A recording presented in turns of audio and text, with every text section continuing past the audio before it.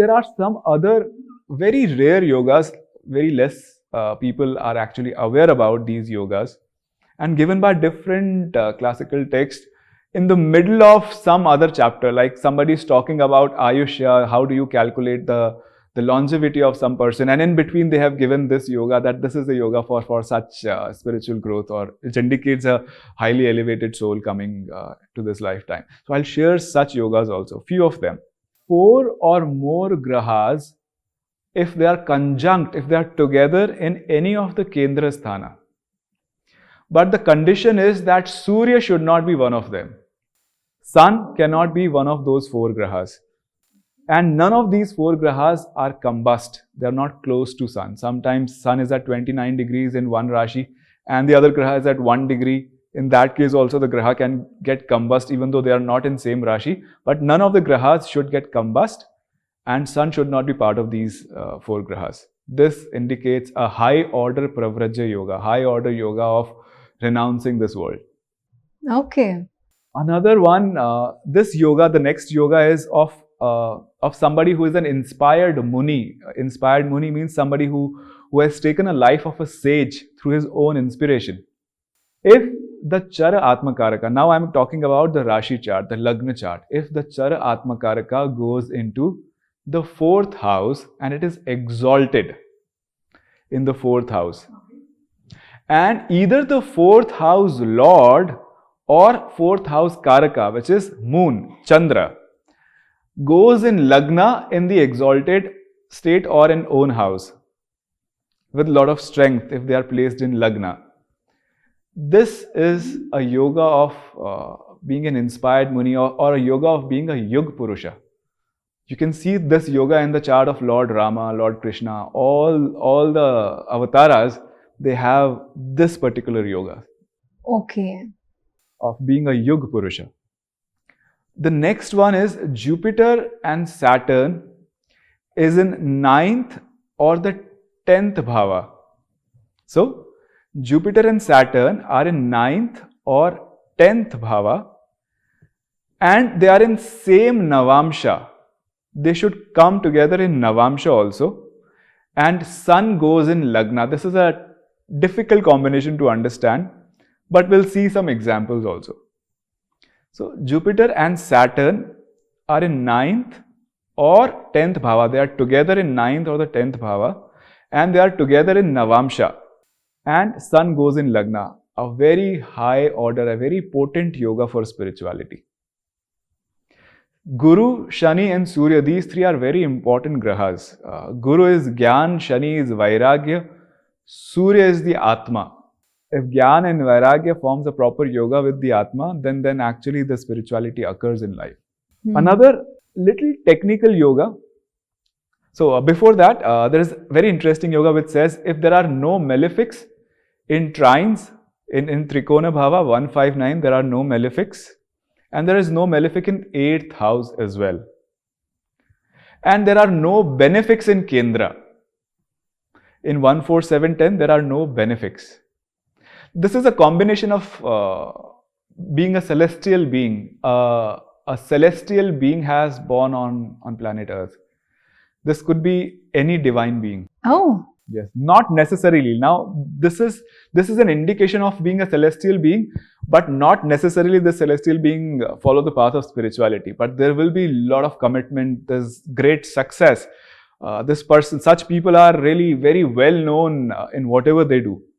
Would you be able to also give examples of names, like for each of these yogas that you're talking about? Yes, I have one very wonderful chart. Everyone would love to look at this chart, and I'll show that this combination is there, a very prominent personality.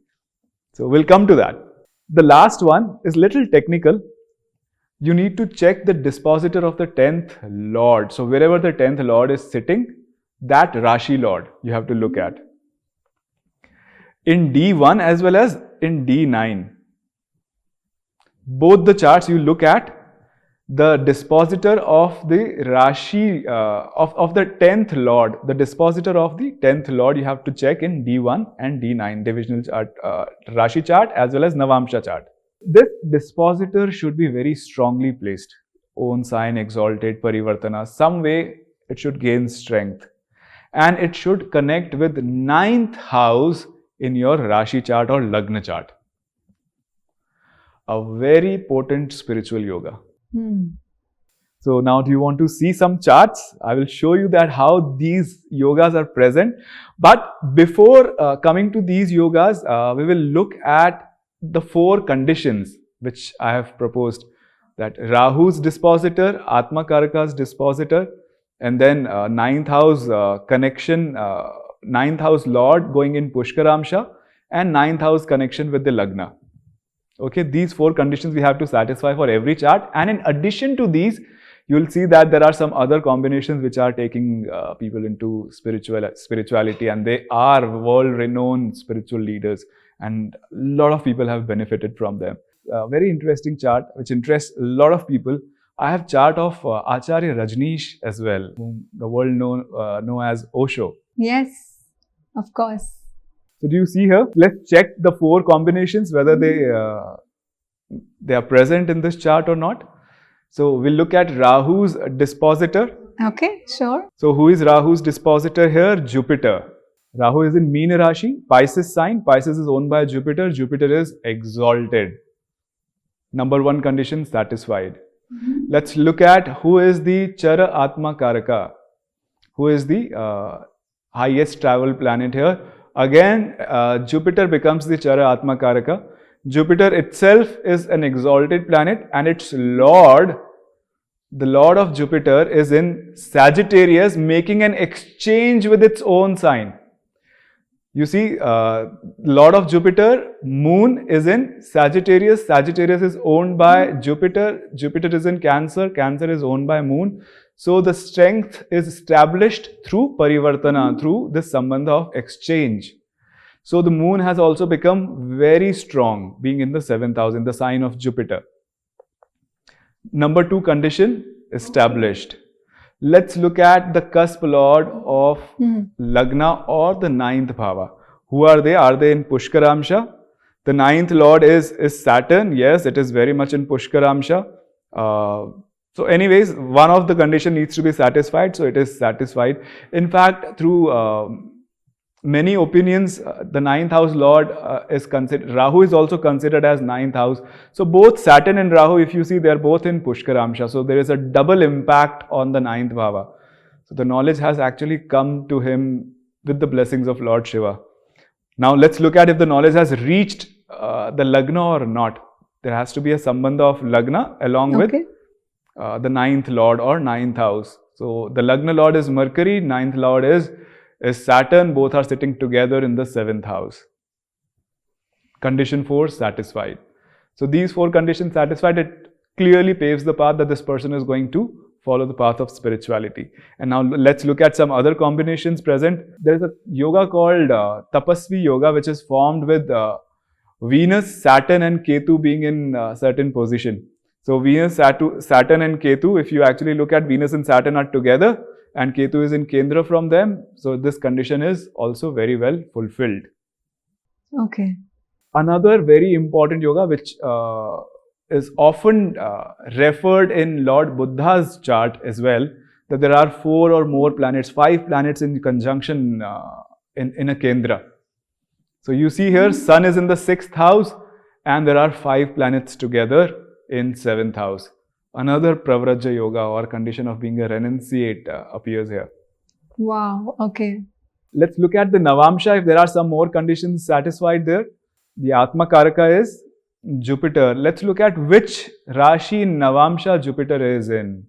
Oh, Jupiter is in Meena Rashi. So in Meenamsha, if the Charakaraka goes, in Pisces, in Navamsha, if the Chara Atma Karaka goes, it satisfies one condition, which is the condition of enlightenment or this life being the last life.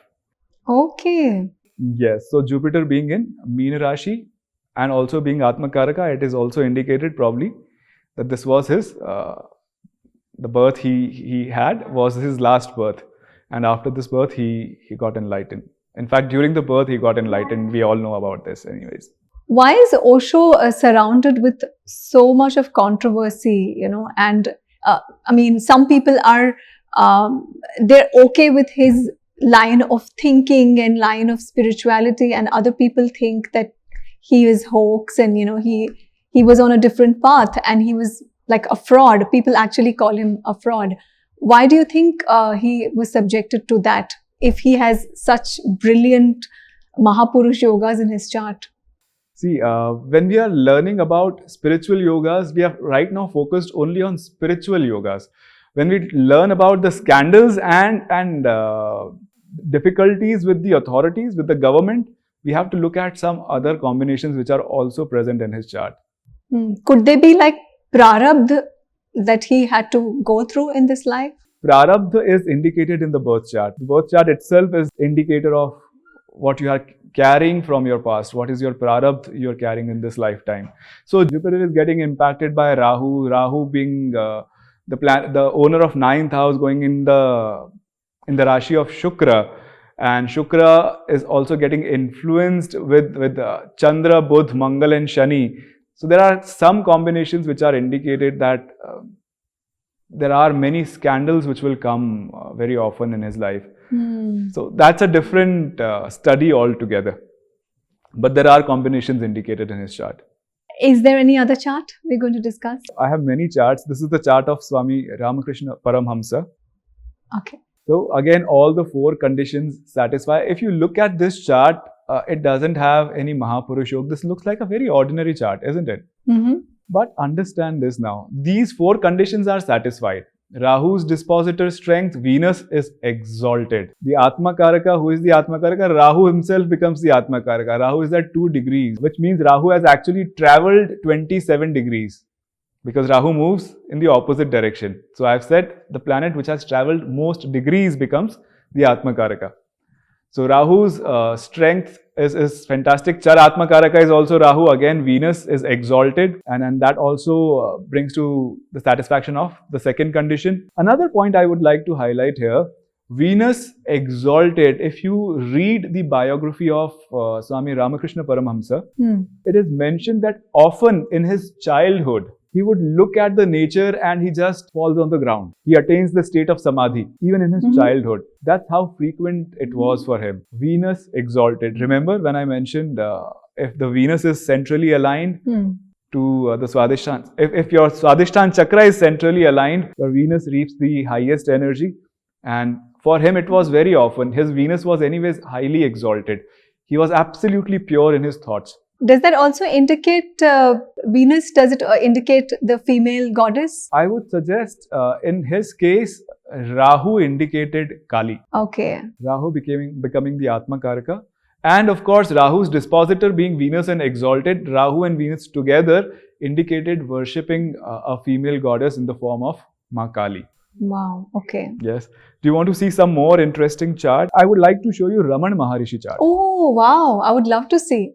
Ramana Maharishi, I would love to see his chart because there's so much of mystery around Ramana Maharishi, Yes. that, we don't know who he was, but he was an enlightened soul and he never spoke. He was in silence all the time.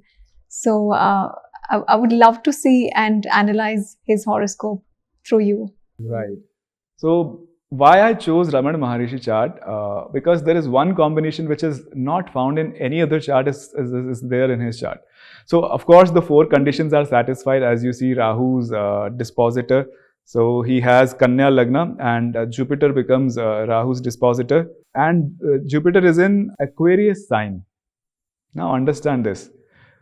Jupiter and Saturn are exchanging places. Jupiter and Rahu are exchanging places. If we consider both Rahu and Saturn as the owner of Aquarius sign. So in both ways, this condition is satisfied. So Rahu's dispositor is exchanging sign and gaining strength. That's how the first condition is satisfied. Now let's look at the second condition. How is Atma Karaka and how is the strength of the dispositor? So here in Ramana Maharishi's chart, the Chara Atma Karaka is Moon, Chandra. And Moon is in Mercury sign, Gemini. If you see the Navamsha chart, Moon is in Gemini. So the Atma Karaka himself is gaining a lot of strength by being Vargottama, by being in the same Rashi in Navamsha as it was in D1 chart or Rashi chart. There is a very interesting thing happening here now. The dispositor Mercury is placed in Scorpio in the 3rd house. Scorpio is owned by two grahas, Mars as well as Ketu. So the dispositor is exchanging sign with Ketu. So Ketu goes in Mercury's house, Mercury goes in Ketu's house, the exchange is happening, and that's how Mercury is gaining strength through Ketu. Second condition satisfied. Acha, okay. Look at the third condition. The cusp lord of Lagna or the 9th bhava should be in Pushkaramsha. So let's look at who is the cusp lord. The 9th lord is actually Brihaspati, Guru, Jupiter. But Jupiter is not in the list of Pushkaramsha grahas. Let's look at the Lagna. Lagna is owned by Moon, but Moon is certainly in Pushkaramsha. So it may happen that 9th lord may not be connected with or may not go in Pushkaramsha, but if the Lagna lord goes directly into Pushkaramsha, which means a direct revelation, Lord Shiva's direct blessing, the direct Brahmajnana has appeared. So the Lagna lord, Moon going in Pushkaramsha ensures or satisfies the third condition as well.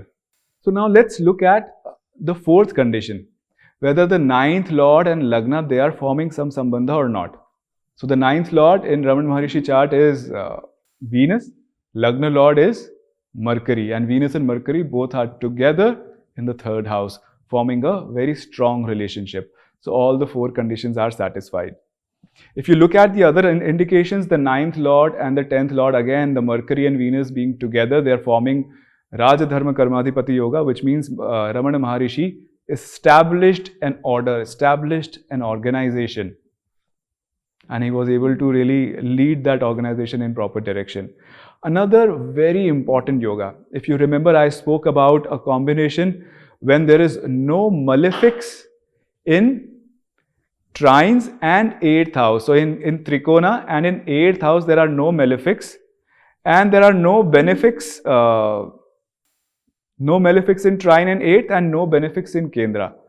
Apparently the chart looks like it has a malefic Mars in 8th house and it has Moon in the 10th house. So here is the trick. So when you are looking at a specific yoga which talks about certain bhavas only, you must check that yoga in Bhav Chalit chart. Okay. You must look at the exact bhava position of that graha. That's why I've listed all the bhava position also. So in this table, which is on the right topmost side, so there is a very interesting yoga. If you remember, I've talked about a yoga of being a celestial being, wherein we have to look at the trines and the 8th house. There should be no malefic in trines 1, 5, 9 and 8th house, and there should be no benefics in any of the kendras. So apparently if we look at Ramana Maharishi chart, it looks like we have a malefic Mars in the 8th house and we have a benefic Moon in the 10th house. Important thing here now to understand. When any combination is being mentioned as with bhava references only, we must look at bhav chalita. We should look at exact position of the bhava. So in bhav chalita, I have put this table on top right hand side. If you see the position of Mars, Mars has moved to 7th house. Instead of being in 8th house, in bhava chalita, it has moved to 7th house, right? And important thing, now this one condition is satisfied. The next condition is Moon should not have been in Kendra, right? There should be no benefic in Kendra. But understand this also. There is a dictum given by Maharishi Parashar, or other rishis also agree to it, that a weak moon or a Krishna Paksha moon or a moon with very less amsha, very less kalas, very small, like a small line or a crescent moon is considered a malefic moon, especially when it is joined by another malefic. So though Moon and Ketu are together in the 10th house, but Moon is acting as a malefic moon here, satisfying this condition that there are no benefics in Kendra and there are no malefics in trines and the 8th house, which indicates that Ramana Maharishi was a celestial being, was a being from a very, very high order realm. Wow. Okay. This was a little complicated chart. We'll see similar kind of combination in some other charts also, wherein it is mentioned the yoga of being a celestial being is present, but the spiritual yogas are missing. And that's how the life took a different turn. And this person is also very famous, great in his work. But again, because of these yogas missing, the life's direction has taken a different turn. So, what would the profession of this person be? Would the person be an actor or a... Oh yes, let's jump on to his chart only. Let's look at his chart and see how these combinations are reflected. So this is the chart of Shri Amitabh Bachchan ji. क्या बात है? Okay. This is the chart which is universally known, and a lot of discussions have happened. In fact, we often take reference of Amitabh Bachchan ji's chart to explain the life events in our teaching classes. When we teach Jyotish, how different life events with different dashas were unfolded with different time periods coming in his life. So, but look at his chart from the spiritual angle. Let's look at Rahu's dispositor, the first 4 conditions. So, in his chart, Rahu's dispositor is Sun. Sun is in the next house, 8th house in Mercury's sign, Kanya Rashi or Virgo sign. Now, Sun is sitting with exalted Mercury. So, this is one of the conditions to gain strength. So, this way the first condition should be satisfied. But I have crossed it. Why? I'll come to it later. So, actually the first condition should have been satisfied. But let's look at the Atma Karaka. Who is the Atma Karaka? Sun. Surya becoming Atma Karaka, again sitting with exalted Mercury. So Mercury should have satisfied both the conditions, and the path should have been spiritual. Is that the Buddha Aditya Yoga? Yes, that's Buddha Aditya Yoga. That's a very prominent yoga for great communication, especially when Mercury is exalted. But now understand this. If you look at the degrees of Sun and Mercury, they are very close. They are like less than 1 degrees to each other. Mercury is 23.36 degrees, Sun is 24.25, less than 1 degree difference. So there are 2 things happening here. There is a planetary war happening. When planets are very close to each other, they get into a planetary war. And because this is Sun and Mercury, Mercury is also getting combust, losing all its strength. Giving all its strength to the Sun, I would say. And because there is a planetary war, again Mercury has given all its strength to the Sun. Mercury has lost in this planetary war. I have not mentioned it here, but I know that Mercury has lost in this planetary war and giving all its strength to the Sun. So the dispositor in both the cases have lost its strength, and Sun has become very, very powerful. Sun going with Mercury and Mercury losing its strength, it cancels both, because Sun is gaining strength through Mercury, right, in this case. But Sun is not now gaining strength through Mercury. Sun has lost, Sun and Mercury, because Mercury has lost its strength, Sun is also not gaining much strength. And so the first 2 conditions, Rahu's dispositor strength and Atma Karaka's dispositor strength, is gone. Apparently it looked like that it should have happened, but because of Mercury's combustion and losing in a planetary war, Mercury's loss has caused the loss of the strength. Let's look at the third condition, cusp of Lord of Lagna or the 9th bhava. It should be in Pushkaramsha. So let's look at which planets are in Pushkaramsha. The 9th Lord Venus, it is in Pushkaramsha, but still I have crossed this thing, right? 9th Lord should have, if in Pushkaramsha, the third condition should have been satisfied. But that's how I mentioned very specifically, the cusp Lord of Lagna or 9th bhava should be in Pushkaramsha. So now let's look at who is the cusp Lord of 9th house. So in this chart, though we apparently see Libra sign going in the 9th house and Venus is actually going into the Pushkaramsha. However, if we look at the cusp table, again go to the top right hand side. Look at the cusp table. Who is the cusp lord of 9th house? The 9th house cusp is 1 degree Scorpio. So Mars has become the cusp lord of 9th house, and Mars is not in Pushkaramsha. Okay. So such small difference, the entire life direction has changed. Otherwise, he would have been a great spiritual leader. And look at other combinations also, how wonderful combinations he has. He has Gajakesari Yoga, which means when Jupiter and Moon are in Kendra from each other. Very strong yoga. He has a Sadhu Yoga.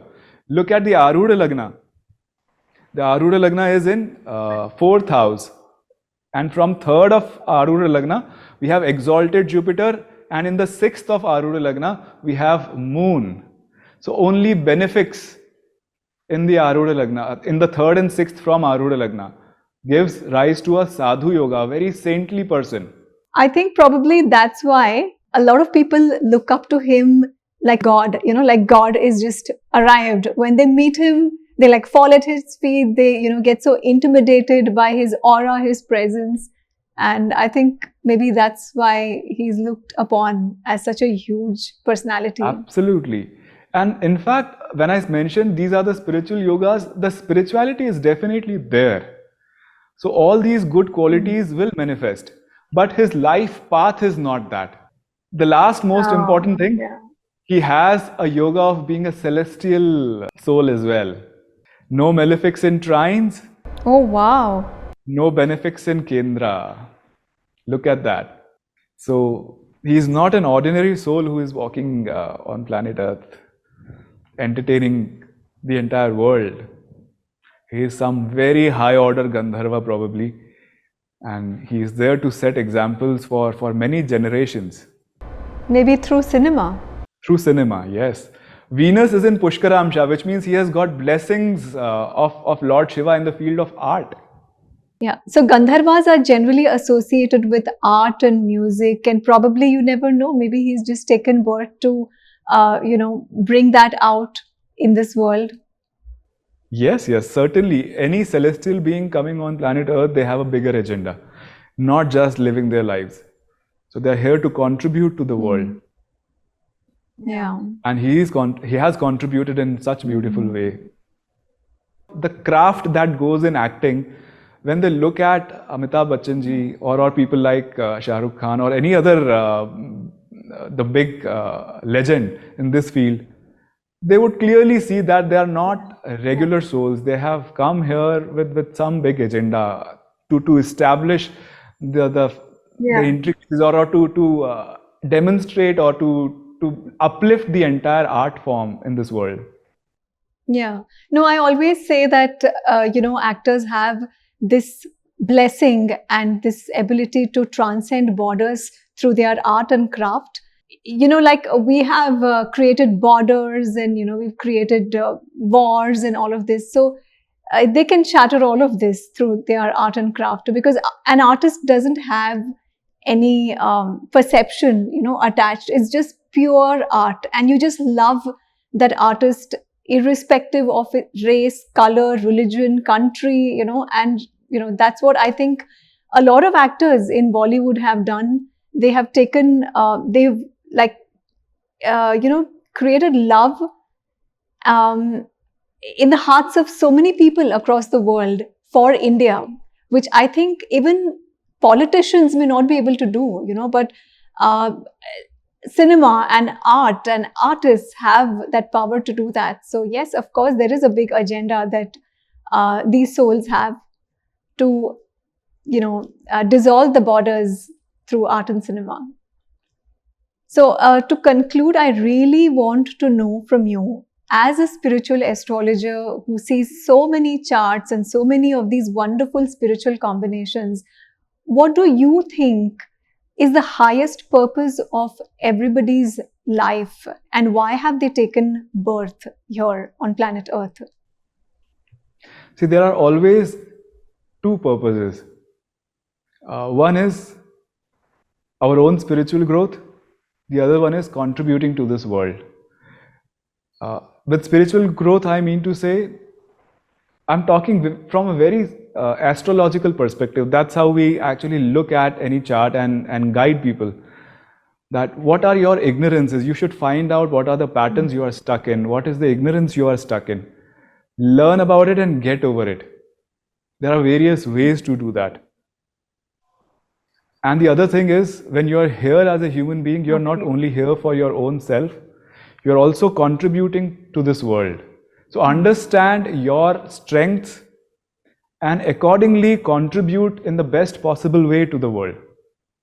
So if we understand these two things about ourselves, that what are my ignorances, what are my patterns I need to get over from, and what are my strengths, and how I can use these strengths to contribute to this world, I think we have lived a fulfilling life then. Wow, that's a beautiful note to end this session. It's like if somebody is a seeker and he wants to gain and gain and gain, but if nobody else can benefit from your gain, what is the purpose of gaining so much for yourself? It's like just holding on to life.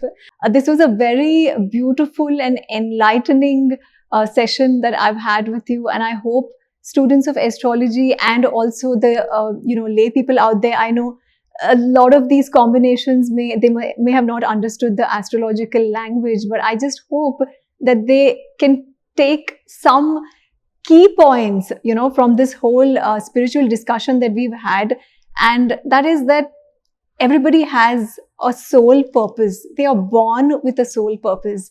So किसी की निंदा करने से पहले हमें सोचना चाहिए कि like people, for instance, I have seen there are gurus, there are actors, there are so many people up there who are like really up, they're influencers, but they are faced with a lot of criticism, and because of out of complete ignorance, we don't know what a soul's purpose is, right? But we subject them to so much of harsh criticism, and today it's so easy to criticize somebody. You just have to send a message on their social media, on their posts, and you can just criticize. So I think there are huge lessons to learn out of this session, that everybody has a higher purpose. So just think before you act negatively and subject anybody to criticism. There is a very wise thing given by Gurudev. He mentioned that when you leave this body, there are only two questions asked.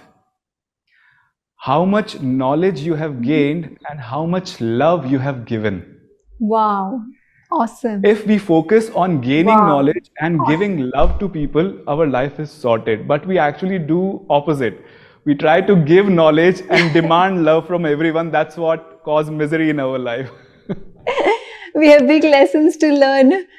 Yes, we should always focus on gaining as much as knowledge as much as we can, and sharing love and care with everyone as much as we can.